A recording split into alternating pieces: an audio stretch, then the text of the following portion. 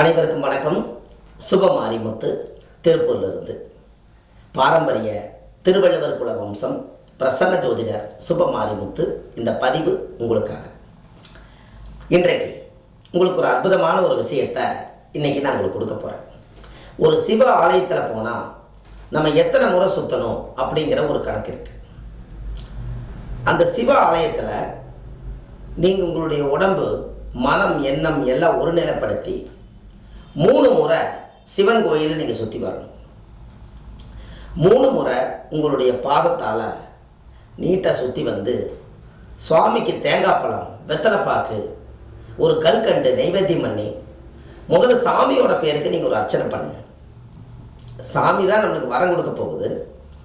சாமி தான் நம்மளுக்கு சத்தியம் கொடுக்க போகுது. அப்போ சாமிக்கு பண்ணாமல் நமக்கு பண்ணுறோம். முதல்ல நமக்கு பண்ணுறதுக்கு முதல்ல சாமிக்கு சக்தி அதிகமாக இருக்கும்னா முதல்ல ஒரு அர்ச்சகர் போய் என்ன சிவனோ அந்த சிவனோட பேரை சொல்லி அவர் திருப்திகரமாக நல்லா ஸ்ட்ராங்காக இருக்கணுங்கிறதுக்காக சக்தியை ஊட்டி அதன் மூலிமா நம்மளுக்கு கிடைக்கிறதுக்காக நம்ம குடும்பத்தில் ஒருத்தர் சிவன். அதனால் அர்ச்சனை பண்ணும்போது சாமிக்கும் சேர்த்து நீங்கள் அர்ச்சனை பண்ணுங்கள். அப்போ தான் ஒரு சுயநலம் இல்லாமல் பொதுநலமாக வாழ்கிற மாதிரி இருக்கும். நம்ம இங்கேருந்து போன உடனே நம்ம குடும்பத்தில் இருக்கிற பேரை மட்டும் சாமிக்கிட்ட சொல்லுவோம். சாமியை மதிக்கிறோம் என்று சொன்னால் மதிக்கிறதே சாமிக்கு சாமி நல்லா இருக்கணும்னு நினைக்கிறதா மதிப்பு. அப்போ சாமிக்கு நீங்கள் அர்ச்சனை பண்ணுங்கள். அந்த காலத்துல எல்லாம் பார்த்தீங்கன்னா சாமிக்கு கும்பாபிஷேகம் பண்ணும்போது சாமிக்கு மட்டுமே அர்ச்சனை பண்ணி அந்த சத்தையை ஊட்டுவாங்க.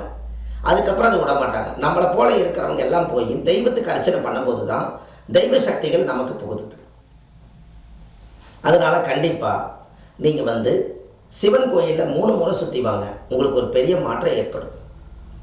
கண்டிப்பாக உங்களுடைய வாழ்க்கையில் அவ்வளோ பெரிய சக்தி வாய்ந்த ஒரு சிறப்பு உங்கள் ஜாதகத்தில் இருக்குது. நீங்கள் அதை உங்களால் செய்ய முடியும். கண்டிப்பாக இதை பண்ணுங்கள். உங்கள் வாழ்க்கையில் பெரிய மாற்றத்துக்கு வருவீங்க. இது மாதிரி எல்லாம் சின்ன சின்ன எளிய பரிகாரங்கள் உங்களுடைய ஜாதகத்தை கொண்டு போய் முதல்ல சாமி சிவன் கோவிலில் போய் வச்சு அதை வாங்கிட்டு வாங்க. அதுக்கப்புறம் மிகப்பெரிய ஒரு மாற்றம் உருவாகும். அடுத்த பதிவில் உங்களை சந்திக்கிறேன். நன்றி, வணக்கம்.